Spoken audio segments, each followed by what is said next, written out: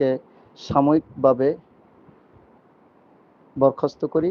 পটুয়াখালীর কলাপাড়ায় কুয়াকাটা মাধ্যমিক বিদ্যালয়ের অফিস সহকারী মোহাম্মদ জলিলুর রহমানকে সাময়িক বরখাস্ত করা হয়েছে। তার বিরুদ্ধে নিজ বিদ্যালয়ের এক ছাত্রীর সঙ্গে অনৈতিক ভিডিও প্রকাশের অভিযোগ উঠেছে। গত 25 জুলাই ভিডিওটি সামাজিক যোগাযোগ মাধ্যমে ছড়িয়ে পড়ার পর এলাকায় ব্যাপক আলোচনা ও সমালোচনা শুরু হয়।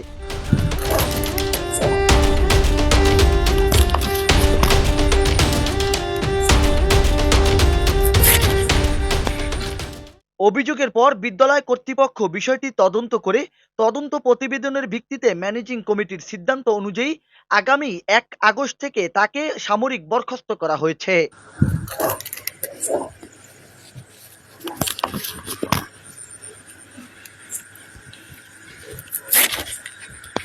বিদ্যালয়ের অফিস আদেশে বলা হয়, তার কর্মকাণ্ডে বিদ্যালয়ের সুনাম ক্ষুণ্ণ হয়েছে, তাই তদন্তের ভিত্তিতে এই সিদ্ধান্ত নেওয়া হয়।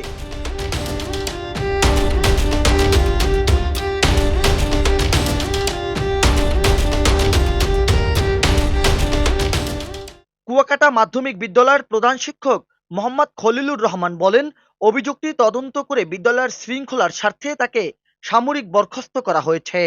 গত 26 তারিখ তামিম নামে একটা আইডি থেকে আমার স্কুল সম্পর্কে একটা তথ্য পাই। তথ্যটা নিয়ে তাৎক্ষণিকভাবে আমি ম্যানেজিং কমিটির মিটিং ডাকি। 3 সদস্যের একটা কমিটি করি। কমিটি 30 তারিখ আমাদেরকে বিকাল 5টায় ঘটনার সত্যতা সম্পর্কে রিপোর্ট প্রদান করেন। তার পরিপ্রেক্ষিতে আমরা তাকে সাময়িকভাবে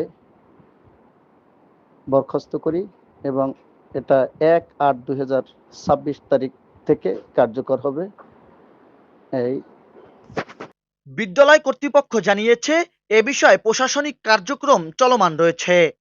নিউজ ডেস্ক, খবর কুয়াকাটা।